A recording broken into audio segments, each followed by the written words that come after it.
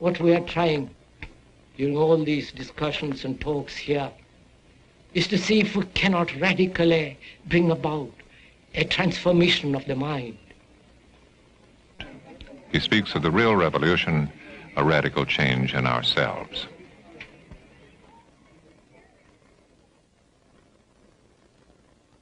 Considering what the world is now, with all the misery, conflict, destructive brutality, aggression, tremendous advancement in technology, and so on,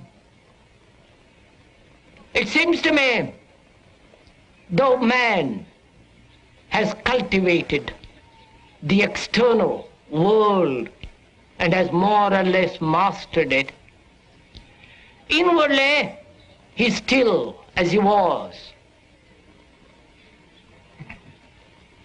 A great deal of animal in him is still brutal, violent, aggressive, acquisitive, competitive, and he has built a society along these lines. And the more one observes, and I think almost everyone, unless he's totally blind, deaf and dumb, is aware of the extraordinary contradictions of human beings. And to understand this extraordinary, complex problem of existence, one must have tremendous passion, which cannot possibly be supplied by the intellect or by casual sentiment or emotionalism.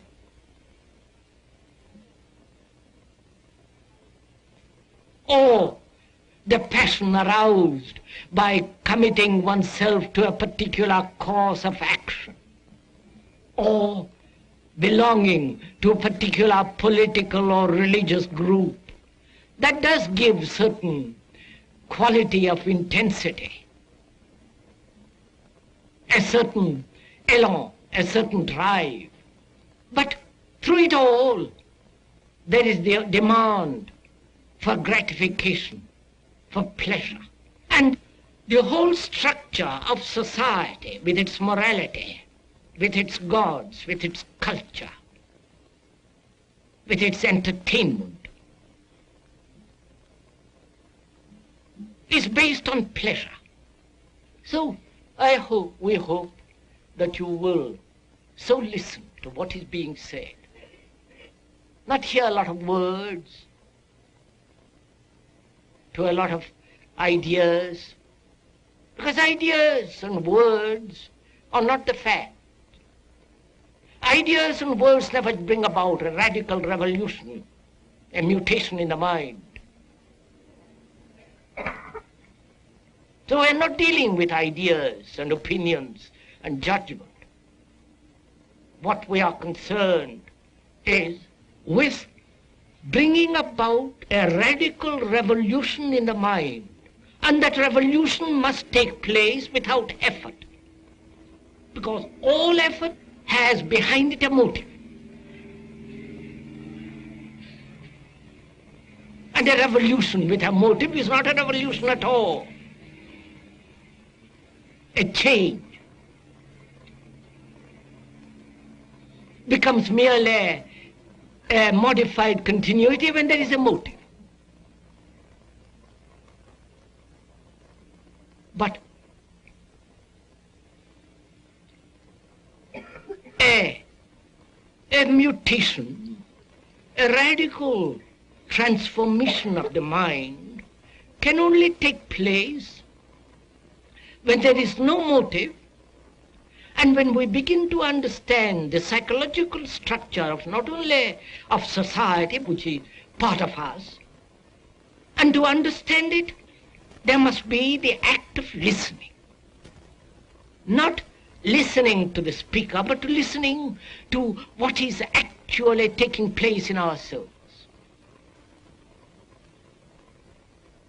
So it is a responsibility how you all listen. Because we are taking a journey together into the whole psychological structure of man. Because in the understanding of that structure and the meaning of it, we can then perhaps bring about a change in society. And society, God knows, needs a total change, a total revolution. So, as we were saying earlier, our whole concept,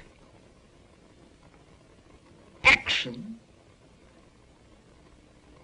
and urges are based on pleasure. And until one understands the nature and the structure of pleasure, there will always be fear.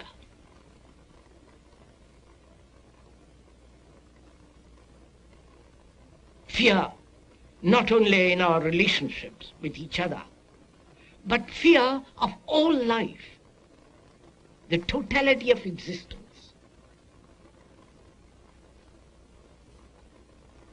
So without understanding pleasure, there can be no freedom from fear.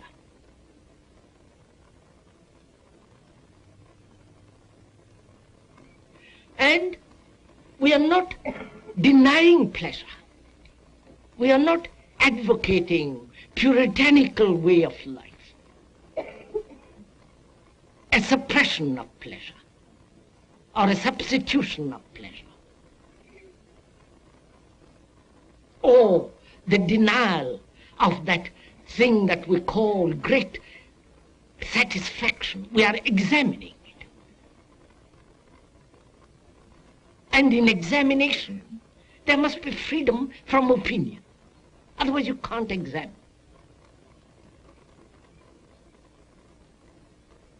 Pleasure is an extraordinary thing to understand. It needs a great deal of attention, a swiftness of mind, a subtle perception. So one has to understand it. And to understand it, there must be neither withholding nor denying that quality, that principle of pleasure. And that's very difficult to do, because we are so heavily conditioned to accept and to function with the motive of pleasure, with gratification. Therefore, we are always limiting our total attention. We look at life in fragments. And as long as the particular totality, particular fragmentation exists, one cannot possibly see the total. If one says, I must have a certain pleasure, and I'm going to hold on to it at any price, then we will not comprehend or see the total pattern of pleasure.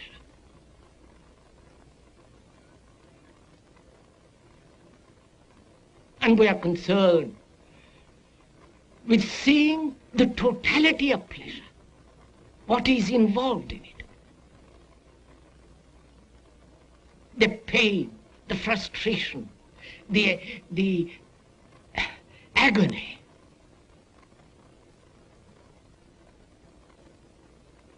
the remorse, the ache of loneliness when all pleasure is denied.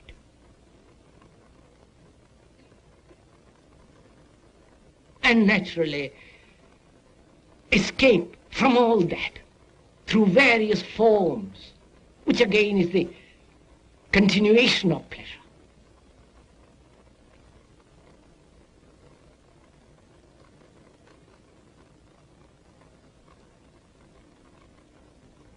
And a mind that is caught, that is conditioned by this principle of pleasure, cannot obviously see what is true, cannot think clearly, and therefore it has no passion. It translates passion as sexual, or achieving some fragmentary activity and fulfillment in that fragment.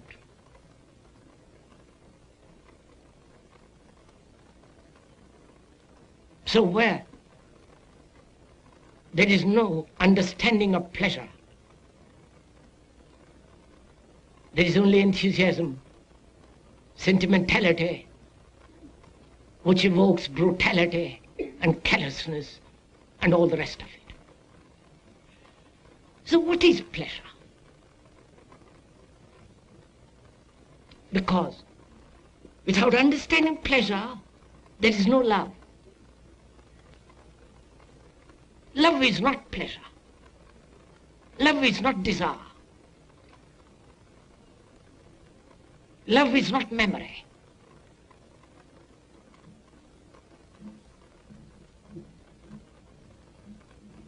And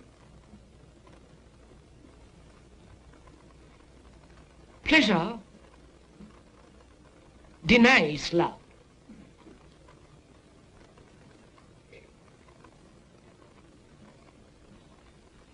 Therefore, it seems to me, it is important to understand this principle. Surely, pleasure is desire.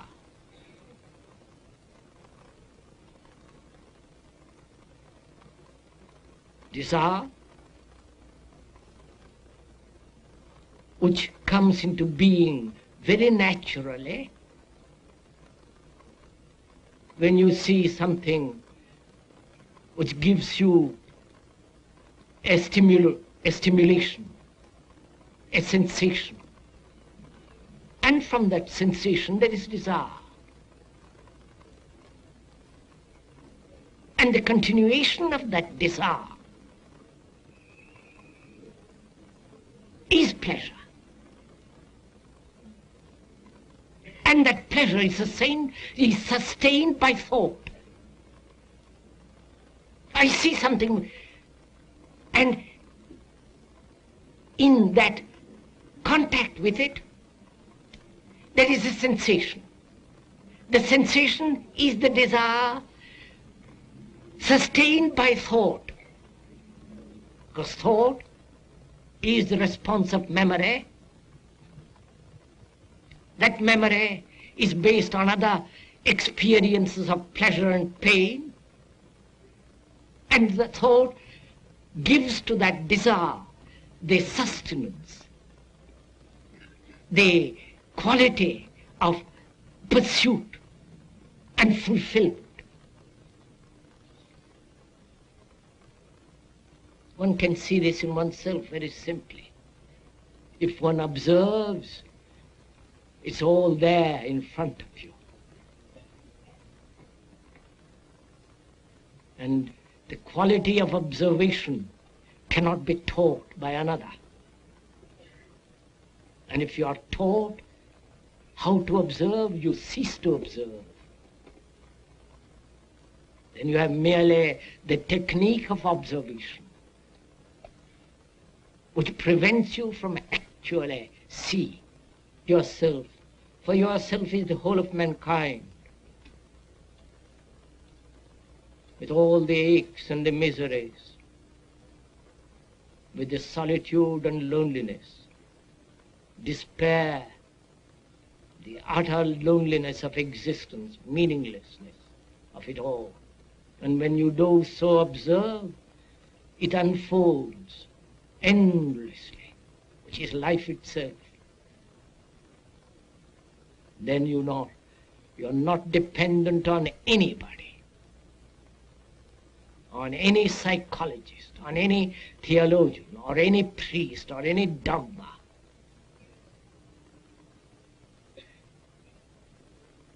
Then you are looking at this movement of life which is yourself. But unfortunately, we cannot look with clarity because we are driven by this principle of pleasure. So to understand pleasure, one has to understand the structure of thinking.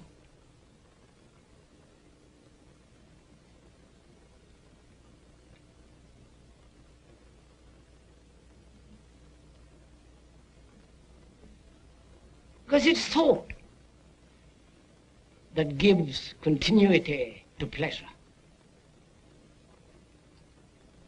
I've had an experience of pleasure yesterday of different kinds, and thought thinks about that pleasure.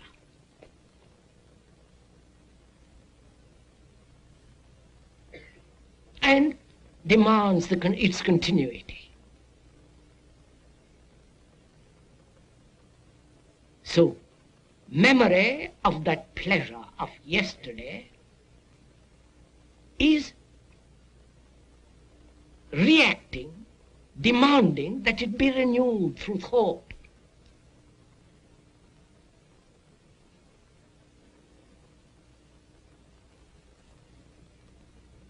And thought is time, thinking about the past pleasure, past gratification, yesterday's delight and enjoyment. And that thought demands its continuity now. And thought projects the tomorrow's pleasure.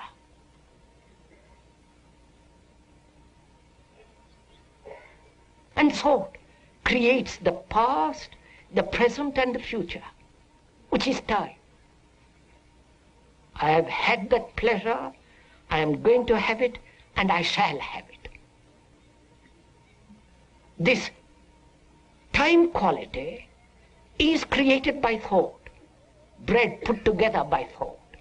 And thought is time, and it is time that creates fear.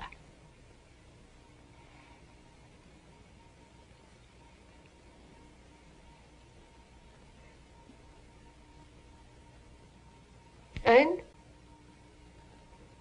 without probing into this time, pleasure, thought, we are always bound by time. And therefore time has never a stop. It's only when there is an end to time that is something totally new. Otherwise it's merely a continuity of what has been modified through the present and conditioned by the future. For a human being to be free of fear, fear about the future, fear about the dozen fears that human beings have, conscious or undiscovered fears. Fears of the neighbor, fears of death, fear of being lonely, insecure, uncertain, fear of being confused, fear of being stupid and not trying to become very clever. Fear. Fear is always in relation to something. It doesn't exist by itself. And to be totally free of fear, not partially, not a fragment of that totality of what is considered fear. to be totally, that is, psychologically, to be completely be free of fear. One must understand thought, time, and pleasure. And this understanding is not intellectual or emotional. Understanding can only come when there is total attention. When you give your complete attention to pleasure, how it comes into being. What is time? Time, which thought has created. I was, I will be, I am. I must change this into that. This idea of gradual process, this idea of gradual psychological evolution of man. And that's very gratifying. Will gradually all of us become extraordinarily kindly. We shall gradually lose all our violence, aggression. We'll all be brotherly at one time, much later.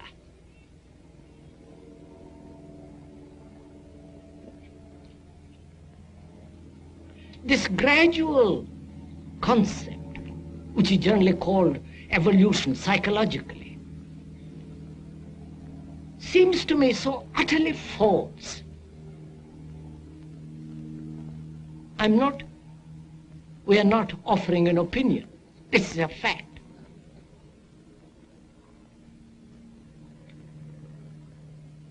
Because when you give your attention to something completely, there is no time at all. You don't say, I will do it tomorrow. In that state of attention, there is neither yesterday, today, or tomorrow. Therefore, time has come to an end. But that ending of time cannot possibly be when there is the center as the principle of pleasure. Pleasure has in it pain. The two things cannot be separated. Pleasure is pain. If you have observed,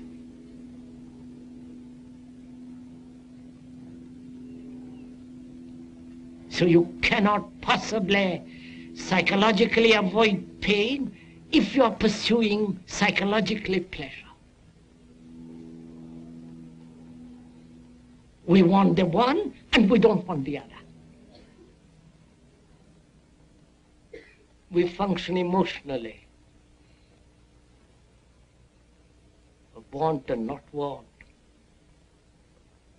And when deep issues, fundamental problems are concerned, and to give to your mind totally to it, is rather difficult when all your life has been dissipated. Dissipated in fragmentary action.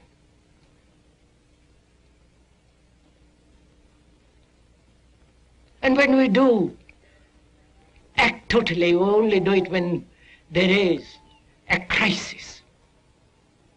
Then you wake up and give your whole attention. And this is a crisis. A talk of this kind is a crisis, is a challenge. You can't just push it aside.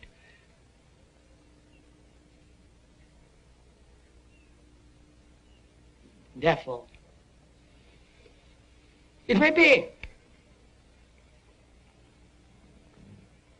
rather difficult, maybe perhaps arduous to follow all this. But it won't be arduous if you're following your own state of mind. You know, it's like sitting on the bank of a river and watching the river waters go by.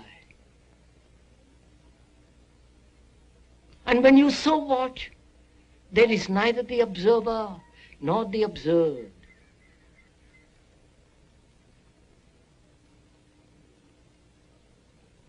There is only a movement.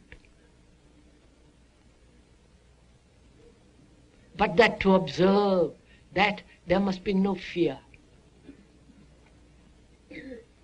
no tide, no sense of pleasure and the demand for gratification. Then in that state you can observe the whole movement of life. The movement of life which is agony, despair, the ache of meaningless existence, the routine, the boredom, the great fears as of death, which we'll talk about another day. So you can watch all this. And when you so observe, the observer is that which is observing. And then you can go beyond all this. And the mutation can only take place in the mind when time, pleasure, and fear have come to an end, and therefore there is a certain dimension of quality which cannot be approached through thought.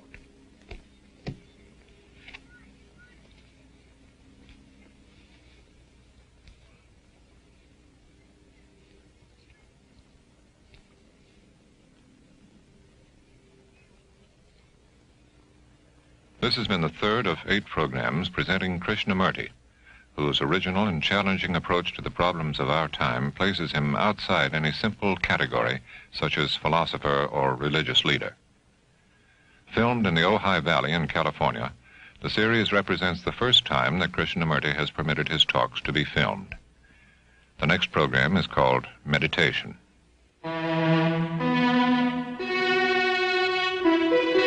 This is NET, the National Educational Television Network.